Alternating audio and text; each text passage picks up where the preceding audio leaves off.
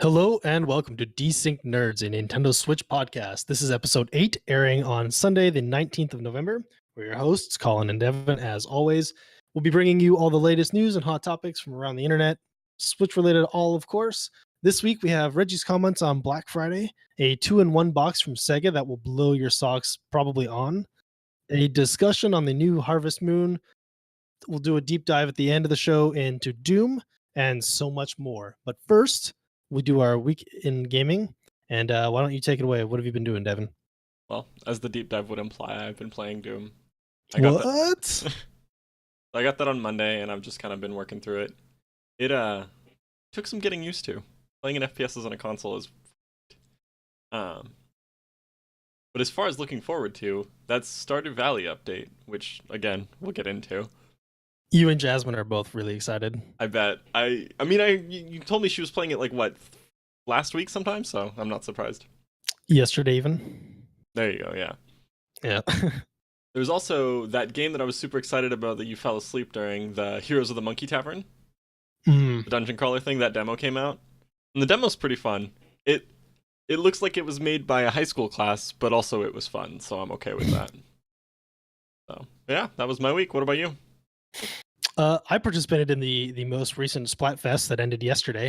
This is the first Splatfest I've ever done, and oh my god, it was amazing. I was on Team Fantasy, so we won. So, All you? Yeah, totally. I carried. I got to like 1650 ELO MMR, whatever that is, and I was like mad impressed with myself because 1700 is where they stopped counting. So felt pretty good. Basically, it was all me. Yeah. I got an amiibo, which he did not have prepared, of course, and he's going to have to dig for. No, it's right here. It's clearly right there. For those who are watching and not listening, it's the green inkling, and he gives you the ninja suit. So I got all my ninja pieces. Super hyped about that.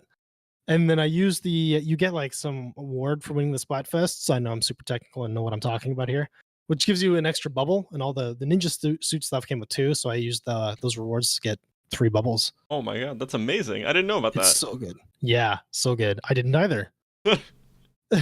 So and then I, of course, because I love how good this thing looks. Like I have one of these and I bought it out of necessity because I played Breath of the Wild. And I'm just mad impressed with it. So I bought the other 2 from this set, which is like the purple squid and the pink inkling girl. And I can't wait for those to get here. And it started. I hated these things and now I'm all about them. I mean, those look pretty cool though. Like, I feel like that was a big part of what you were losing your mind on, was just how. Yeah, totally. Like even the canister on his gun, like the color of it looks like it's like semi-translucent look. Like I'm just blown away, totally blown away. And the little ink tank on his back, I can't get over how crazy it looks. And like I have the Link on the horse one. To me, it's whatever. Like it's just whatever. It's not impressive.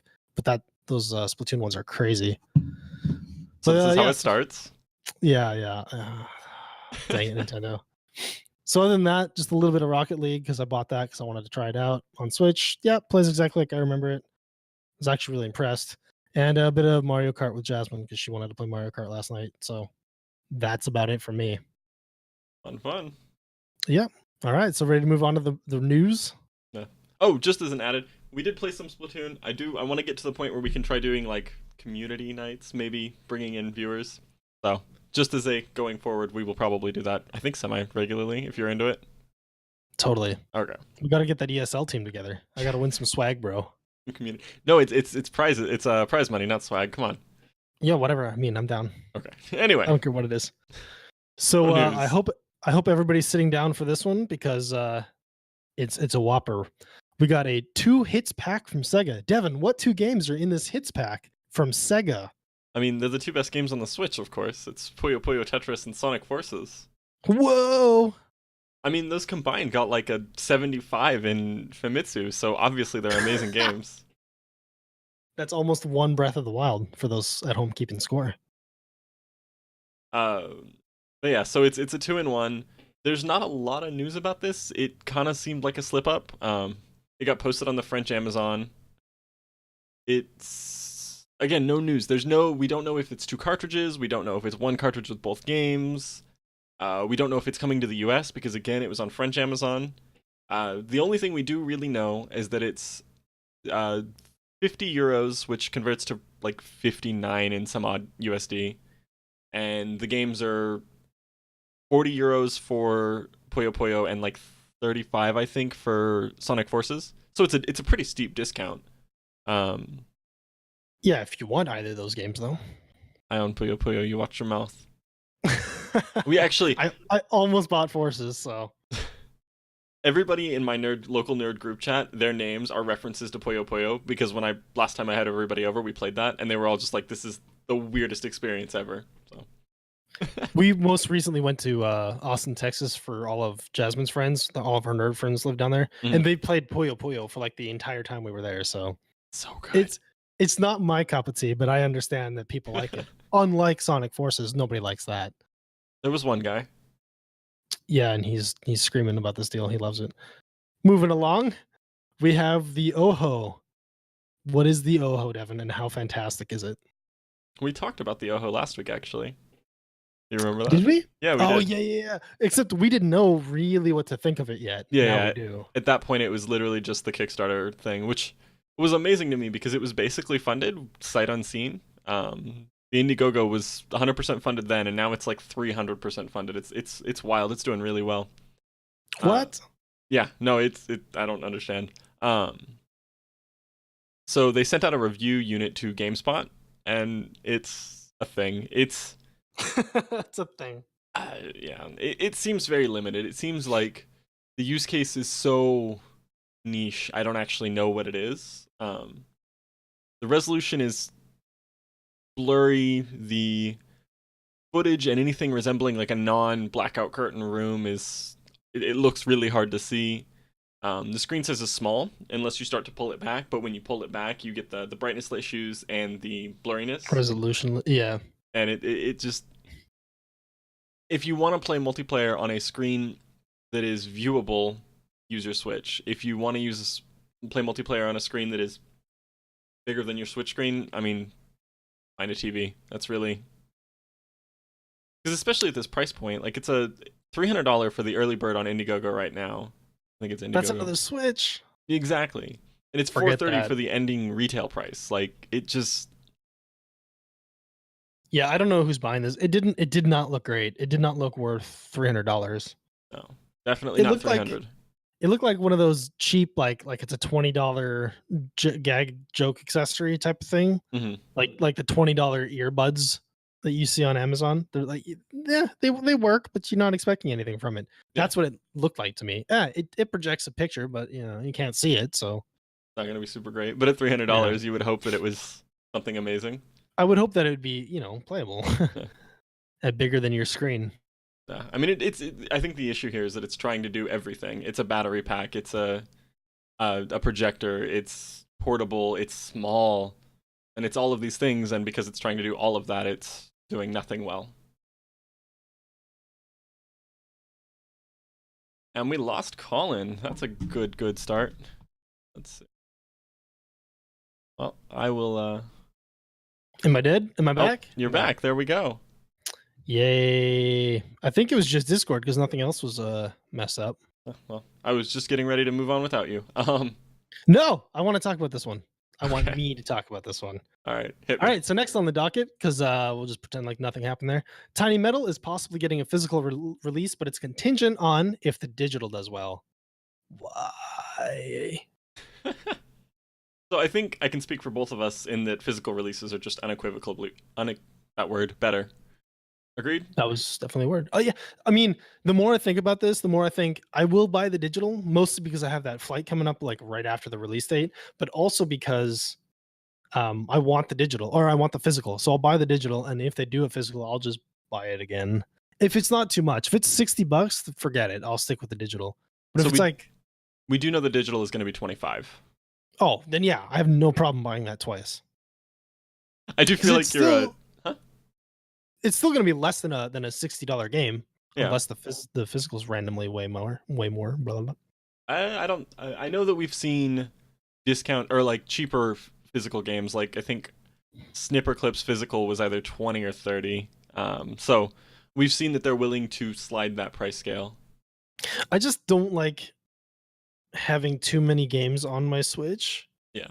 Because I've been burned by changing 3DSs so many times, that it will probably save me money. Like the way my brain is now hardwired for Nintendo stuff is that it'll save me money to buy it twice already, just like right now, instead of buying it 3 times later down the road somewhere. Mm-hmm. Just because when you switch to the Switch XL, new Switch XL thing, yeah. I have one heard that's more powerful for VR. Yeah. No, man, VR's not fun. Everybody knows that. I have heard that they're pushing the idea that your Switch account is what your games are tied to and not your Switch console. So hopefully this isn't actually an issue going forward. But until then, I'm buying everything physical. Yeah, and that's fair. I'm in the same boat. So with that said, Yeah, go for it. What? I feel like this is gonna do poor things for their sales, because for someone like me who isn't me, who prefers physical stuff, they're gonna wait, and they're gonna wait, and then if it never gets a physical release, then that person's just never gonna buy it. So, or they'll just buy it way later when they realize it's not coming out. But then by then, maybe Wargroove's out, maybe Wargroove is better. So who knows? Yeah. So I feel like by announcing, like, I appreciate the transparency. I appreciate that these people are talking about this is what we require to make this a thing. But at the same time, I think they're hurting themselves. For me, it changes nothing. Except for the fact that you're going to buy it twice. Yeah, except that it makes me expect to buy it again later. I'm fine with it. I mean, I bought Xenoverse 2 a second time because I have it on Steam so that I could get Fighter Z on the Switch. I mean, I don't care. You are full proponent. I feel like you're a special case in that. I don't actually know. Oh, absolutely. I don't at all claim to be the norm. Fair enough. Anyway, but yeah, super excited for this game. I'm gonna get the digital too, just because I'm not waiting. Yeah, I mean, yeah. Moving along, Reggie on Black Friday. What did he say? There will be no Nintendo deal on the console. Get over it. They're gonna push for trying to make sure that it stays available through like Black Friday and the holiday season. But that'll be the deal. Yeah, exactly. The deal is that you can find it. I kind of feel like this is a missed opportunity, just because having your product be hard to find is positive buzz, as we've seen with, like, Apple utilizes this really well. Nintendo's utilized this really well in the past. I don't know. I feel like having the Switch be this magical item that you found is a good deal. But I mean, clearly they disagree, and they think that more people it in the hands of more people is better, which I can see that aspect too. Yeah, I feel like they're probably not doing sales because they feel like they don't need to sell it, because usually you do a sale to push a thing. They don't need to push it. It's doing crazy well on its own. Fair enough. I kind of I'm kind of sad that there's nothing, like, at least for the games, but yeah. I mean, there are people doing game sales. Like, if there's a Toys R Us anywhere nearby you, they're buy one get one half off right now today, explicitly. For Switch games, that's pretty crazy. Or games. Oh, okay. Yeah, you could buy one Switch, get Nier Automata half off or whatever. I should go buy World War II COD and Dawn Horizon, because I still don't have either of those. I mean, you do you. I don't even know what you just said, so. They're for this other console that does graphics, not characters.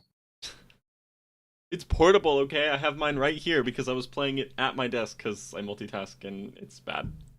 My TV's right there off of frame, so it doesn't matter to me. Moving along, according to the dev of Super Beat Sonic, whatever that is, Nintendo decides who gets video recording. What is that? Yeah, so we've talked about this a little bit in the past. There was no discernible pattern in who's getting video recording. This random indie got it, the Hunter Mud something, but then Snipperclips didn't, which is a first-party game. No, it's not first-party. Anyway, so it seems super random, but now we know, confirmed by a dev. Someone tweeted at him and was just like, "Hey, is your game gonna get recording?" And he said, "I don't know. It's up to Nintendo. They're gonna make that call." Yeah, that's interesting. I wonder why they would say yes or no. Like, what would their criteria be?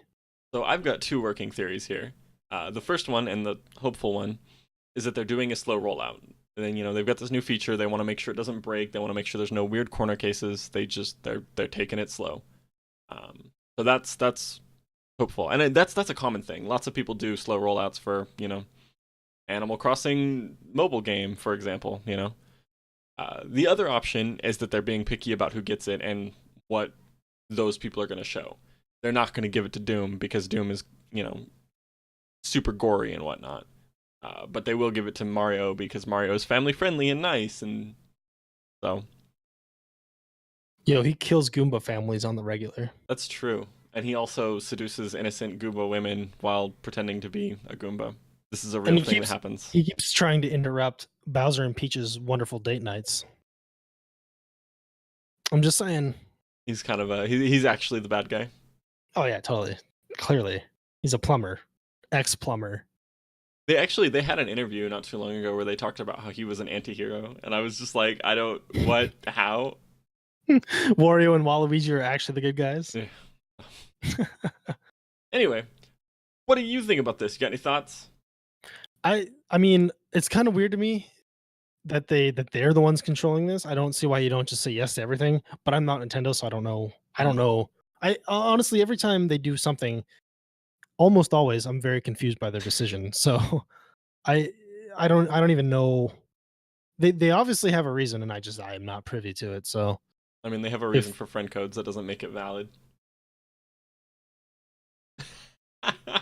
I'm not gonna I'm not gonna touch that, and B, I'm not gonna argue. I mean, maybe there's some sort of infrastructure there, and they just would rather spend their money and time elsewhere. I don't know. Yeah. I can't even speculate because I don't know enough to speculate even. Yeah, fair enough. What I do know is that I can move on though. Yeah, go for it. Hit me. Okay, cool. Natsume responds to criticism of HM games. Is that Harvest Moon? Harvest Moon's graphics. Yeah, okay. Take this one away.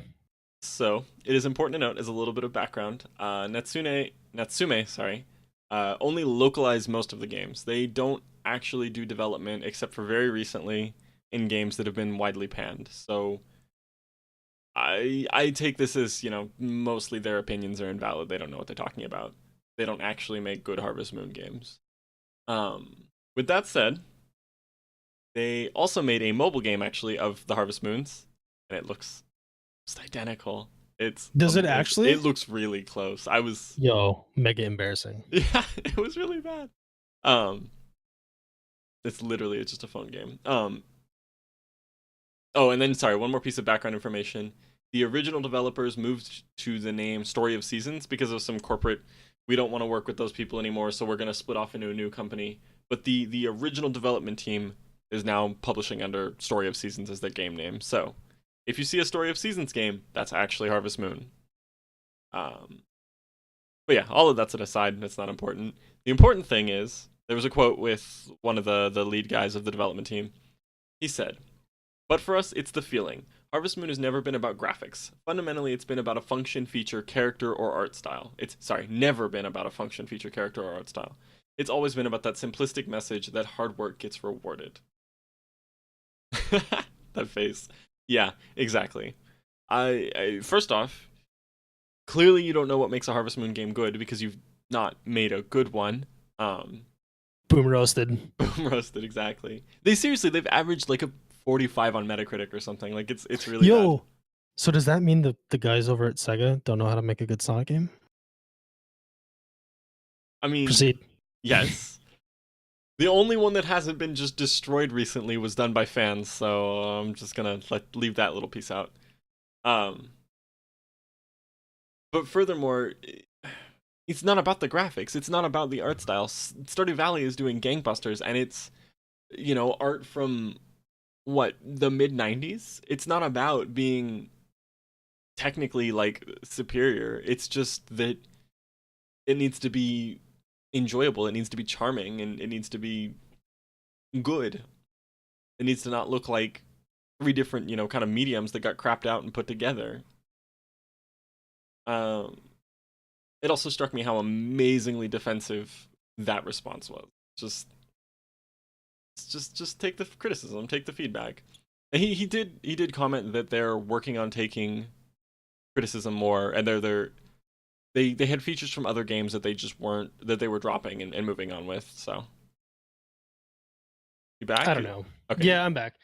For me, it needs to set like a bare minimum. Harvest Moon, like what we've seen of it, doesn't even look good in its own right. Stardew Valley looks good because it looks like everything fits. The reason the Harvest Moon games look bad is these new ones is because they don't look like they all fit. There's like a Pokemon backdrop with like clearly mobile sprites that don't belong. It just looks together they're jarring. Pick one and make the world like that. Cohesive. Yeah, cohesive. There's the word. There's the magic word. This internet is frying my brain. Noticed.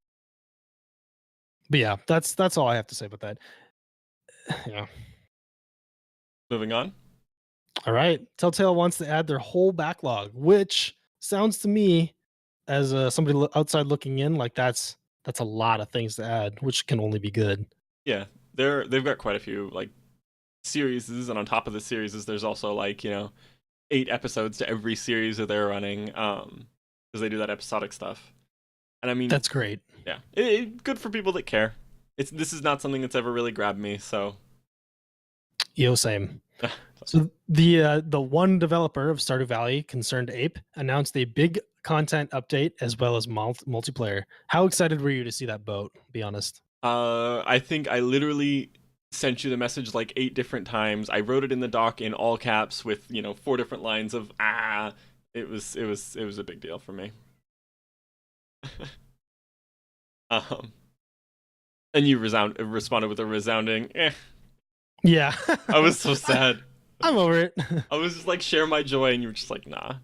I sent it to Jasmine, and she shared your joy. Okay. She wants me to play with her, so. Yeah. I figured. We don't have any idea how far out this is, though. He's been pretty quiet about this sort of thing. He's not really talked about any changes or updates, so the fact that he's now talking about this hopes that it kind of pushes me to think that it's getting there. It's got some work done on it. Also, the game's been out for a year and a half now, I think. Yeah, it released in like May 2016, so it's been out for a fair amount of time. Like, he's had time to put work in, especially considering like the immense positive feedback he's gotten. It's obviously that would be hugely motivating, I would imagine. So he's still just a one-man show, right? Like, he hasn't added any staff. No, he's got one other person that so it's a 2-man show now. But I mean, we do know that he will work himself into the ground doing 90-hour like he work has weeks. been. Yeah, exactly. Yeah. Oh, and then the only gameplay features that we know about are that up to 4 people can play on the same file. But we don't know if they can drop in, drop out. We don't know if they all have to be logged in at the same time. How days or nights work. I'm super interested in how days and nights work with 4 people. Yeah, exactly. Like, you just go to bed and you wait for everybody else to go to bed too. Exactly, yeah. So like, God forbid you use all of your energy right away, and then you just have to wait for the guy that's running around talking to townsfolk. Like, oh, my bad. We also do know that everybody can get married. It didn't specify whether or not those are 2 players or whether it's 2 townsfolk. So, and they can do all of the standard stuff beyond that. Mining, farming, whatever, fishing. I would imagine it can't be player marrying player because there's like some interactions with the hearts that you generate between each other, like between you and the character that you marry. Like, you have to have 13 for so many days to get a baby or stuff like that. Yeah. It would be cool though if you could marry like the other player. Yeah, I feel like that would be awkward for you to play with your girlfriend and she's married to some guy and you're married to some girl. Yeah, I picked Abigail and she picked the doctor. It's already awkward. Anyway, hype, and hype. Am I allowed to move on? Yeah, I'm good. You can now search for demos in the eShop. Woo! I'm excited about this more than Stardew Valley. That's sacrilege, and I think I am going to just turn off the show right now. Are you actually DDoSing me? Is that why? That's what the internet. I'm just so angry. Because I wasn't excited about Stardew Valley 2 days ago, so now you're trying to kill me. I'm just trying to ruin the show that we do together. Yeah. No, you're just trying to take over.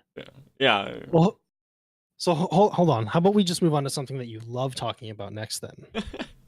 Yeah, you good? You want it? Yeah, let's do that. Okay, so the show favorite company, Capcom, has another statement regarding the Switch from an investor call. Rant away. I mean, take it away. I feel like, so the statement's a little long, but if I cut it out at all, it would look like I was, cutting it to make them look bad. Yeah, exactly. But the whole quote shows you that this is just what they said. So, with that said, the Capcom investor call. We feel the favorable performance of the Nintendo Switch and the impact it is having on reaffirming the status of home video game consoles are very positive. Okay, wait, let's stop there. Reaffirming the status of home video game consoles? When was that ever a thing that we needed to have reaffirmed? The PS4 and the Xbox have been doing great this whole time. Like, the PlayStation's never sold any units, dude. Exactly. Like, we didn't need this reaffirmed. This is literally just a non-statement. Okay. Going forward, we will support the Nintendo Switch based on our fundamental strategy of multi-platform development. Okay, there's actually something there. I give them props for this. He's restated that, no, we're not going to do any exclusives. We'll continue to do multi-platform. That's fine. You're allowed to say that. Further, we are cognizant on the need to evaluate further how to best utilize the unique features of this platform, which differ from those of other home video game consoles. And I don't agree with this sentiments. There's nothing about the Switch that needs it to be special. They're slightly downscaled, sure, but Doom was a great PC game. It's also a pretty good Switch game. Breath of the Wild would have been a great PS4 game. It's a great Switch game. You don't need to build these experiences exclusively for the Switch. So I feel like he's trying to put these two ideas opposed to each other. They're moving forward with the fundamental multi-platform development, but also the Switch is different and weird, and so we're kind of trying to work with it.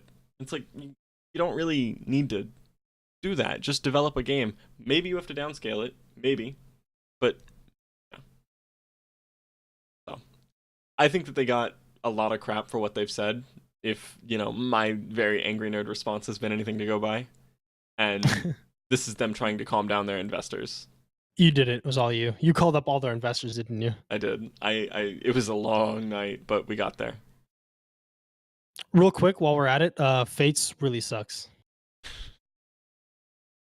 Fair enough.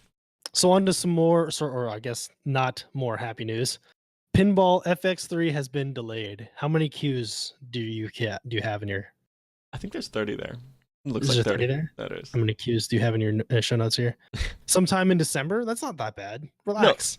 No, the issue isn't that it was sometime in December. The issue is that they literally announced it before the day before. Oh, before it was supposed to come out? Yeah. It was like releasing on Wednesday, and then on Tuesday they tweeted and were like, yeah, we can't do this. Sorry. Like, I don't even understand. You're not salty. So sad. I mean, yeah, you're right. It's not a long delay. We're 2 weeks away or whatever, so it's not. Or is it a long delay? It's not out yet. They're gonna do this again in December. It's like December 31st. Sorry, February. Yeah, February. No, they'll say January. They'll just keep stringing you along. Just keep a month, yeah. Jerks. Anyway, that's all we got for news. Transition. Game releases of the week. Wow, this is already this week. Oh my god, time is flying. First one on the docket, Tiny Metal. Literally, both of us, the most excited. I want there to be a pre-purchase. Can't you do that for all eShop games now? No. Or is it's just select ones? It is select eShop games, yeah. Lame. Yeah. So. But yeah, it is $25. It releases on the 21st, as you said, 2 days from now. It is a turn-based isometric strategy war game, which basically means it's top-down. It's something which you had to explain to me 2 weeks ago. Oh, that's right. I remember that now. We were talking about like Lumio or something. Anyway, we've both been super excited for it. We will definitely be playing it, probably talking about it next week, maybe the week after. I don't know. We will definitely be doing a deep dive into this game, especially with you taking a vacation and it being Thanksgiving here in the States. So I'm going to have a weekend to just do nothing. Yep, I'll be playing it the whole flight, so flight there and back, so I'll have lots to talk about. Next one on the docket, Weapons of Mass Destruction. $30. It releases on the 23rd. It is a re-release of the PC, Xbox One, and PS4 game. Trying to describe this game's genre is basically impossible. Difficult. Yeah. You see what I have in the docket here. I'm going to try this. So it is a turn-based, side perspective war game. But not in the war game in that like you have economy, you just shoot at each other. You have your little dude, you select the arc that you want to aim at, you select the power, and then the wind kind of pushes against it or pushes it forward, and then you just shoot at each other. There are lots of games in this genre. There's got to be a name for it. Like Tiny Tanks is the same thing. Yeah. But I don't know what to call it, so. Yeah, me neither. It's called Worms. If you don't know what Worms are, get out from under your rock. Worms has been around for longer than I've been alive. Yeah, I remember playing Worms on like the DOS PC that my grandmother had when I was really young. So. The one that's still connected with weird sounds every time we wanted to get on the internet. Exactly. But about the game, it is a Game of the Year style release. They've got all of the like DLC and expansion packs and stuff that they've added. Like a single player campaign, it's multiplayer. It's a very, full featured Worms game. I'm fighting with myself. I have too much crap to play. I don't have the gaming budget for this, but I want this game. Yeah, I'm in the same boat. I'm like, it's Worms. I know I like Worms, but I know I like Worms for 5 minutes, which is, the same thing with Warriors.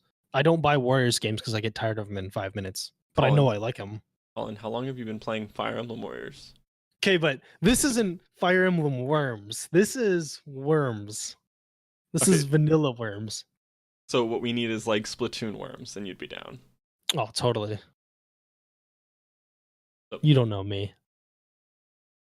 Next one up? No, sorry, one more thing. It does have 4-player couch co-op, so that's a big deal. For me. That may actually be what pushes me over, is that I want to play 4-player couch co-op. It's a party game, so now you can justify it. Exactly. Yeah. I know you. Next up, you're not stopping me this time. Unbox Newbie's Adventure. What is this?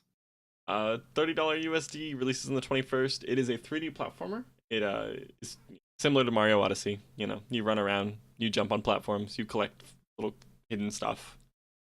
It's also in a PC port. The original game was pretty good. I don't know if you remember this. I was playing this. I got it through a Humble Bundle 3 or 4 months back. No, I posted screenshots because you played as a box and you ran around collecting things, and it was amazing.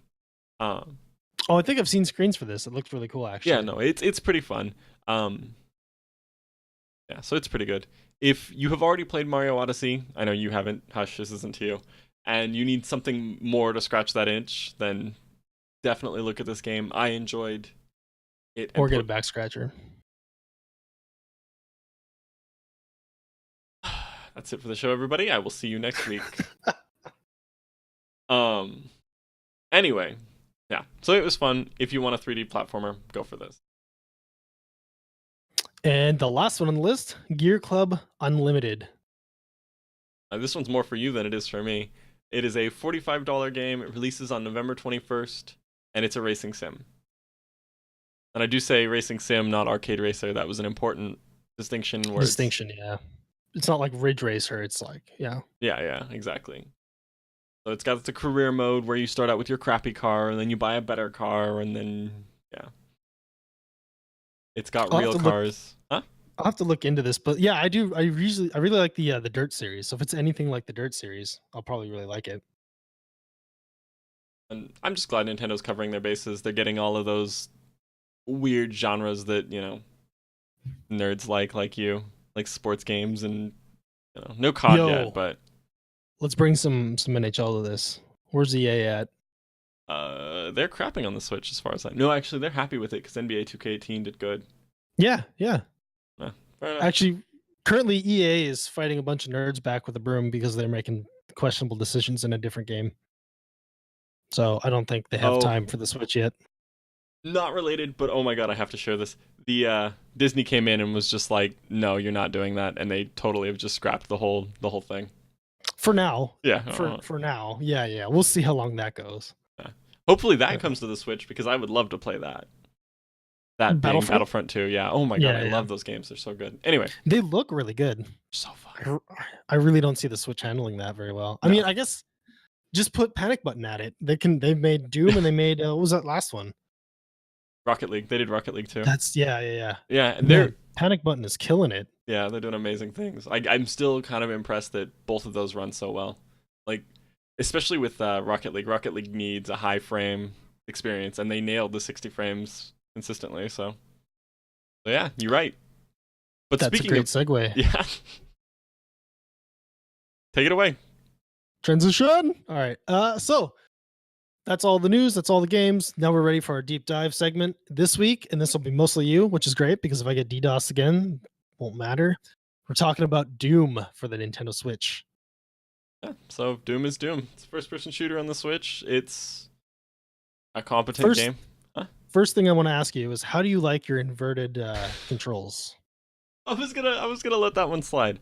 So I play inverted X. That's kind of my standard. I watching my little brother try to pick up my Breath of the Wild and do something for me was hilarious because he was just like, how do you do anything? But yeah, so I play inverted X, inverted Y. Doom does not allow you to play inverted X. I don't know why. They literally pioneered inverted stick control or inverted controls. That was literally I was just about to say. So wait, who pioneered that again? So yeah, I don't understand why this is not an available feature. I've gotten over it. I now don't play inverted X because it's just not worth it. But yeah, so as I'm getting over the controls, it is more and more enjoyable. It is actually pretty fun. It's very fluid. You're just running around and doing things, and it's very fluid. How many hours total do you think you have in there? Not enough to make a real competent statement. But yeah, so they're handling, like, I kind of feel like they've trivialized not collectibles, but like loot pickups and whatnot. That was kind of one of the big things about Doom, in my experience, is that you beat your face against a room, you start to lose, and I'm talking old school Doom here, not new Doom. You run out of ammo, you run out of health, you run out of armor, and then you run backwards and you have to go like find the hidden armor pieces that you didn't find and the bullets that you didn't get.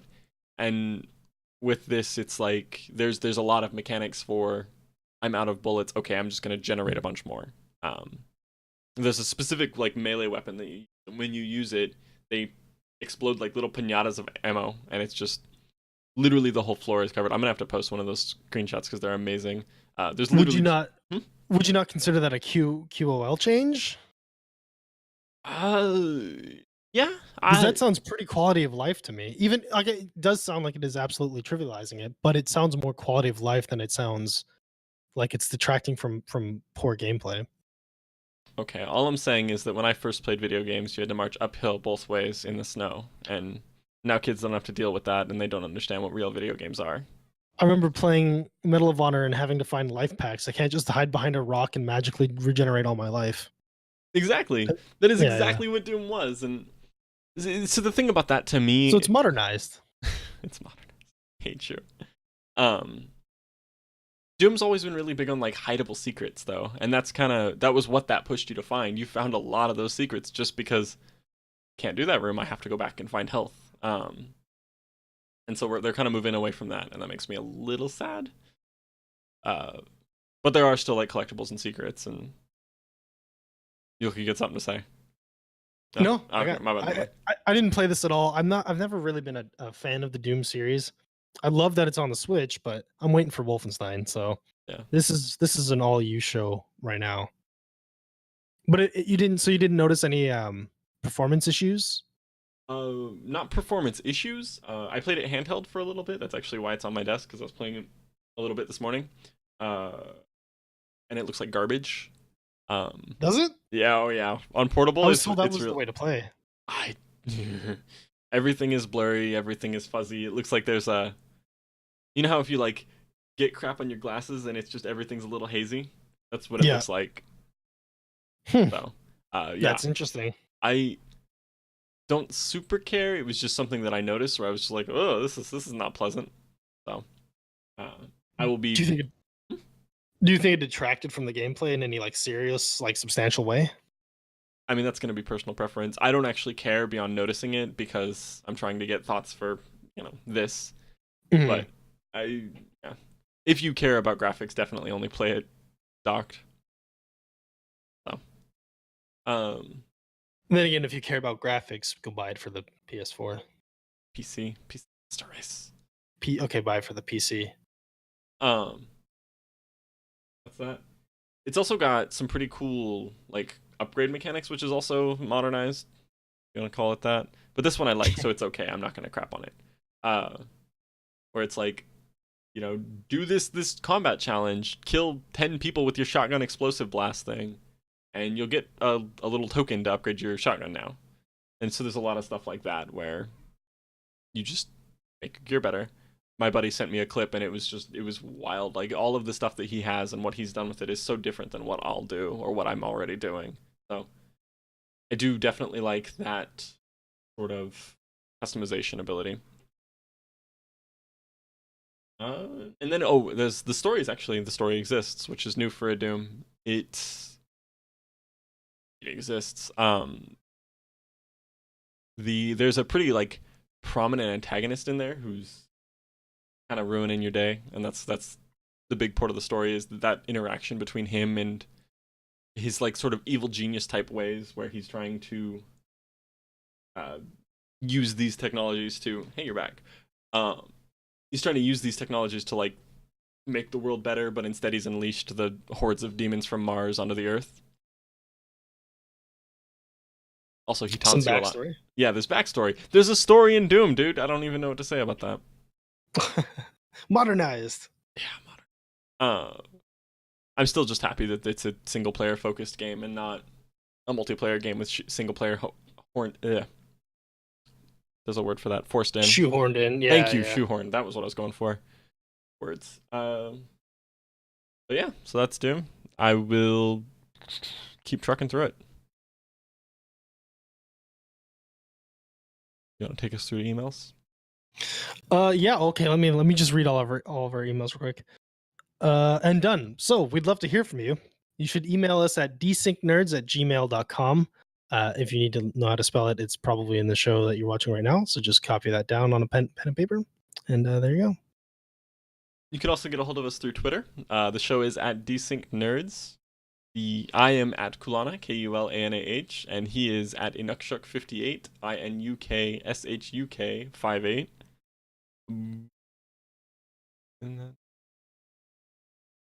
Oh, it's backwards. Why is it backwards? Never mind. Carry on. I don't know. He just showed something to the camera, and I have no idea what it was. Anyway. There's a little placard that said Inukshuk, because I have an Inukshuk on my desk. Okay. Canadians are weird. Yeah. Yeah, we'd love to hear from you. Tweet at us, tweet at the show. We will see all of that. You can also leave us reviews. Oh, we recently got added to TuneIn, which is another podcast app. So if you're listening from TuneIn, let us know. We're also on Stitcher and iTunes, so you can subscribe there. We also are on YouTube, and I hear we may be having new YouTube stuff. No? Sorry, my bad. Fake spoilers. But yeah, you can find the show on YouTube. We also stream every Sunday at a non-predetermined time at twitch.tv/desyncnerds. If you follow the show Twitter, we'll post stuff there. And with that, we're out. You got anything else? Nope. That's it. Oh, Fate sucks. Peace.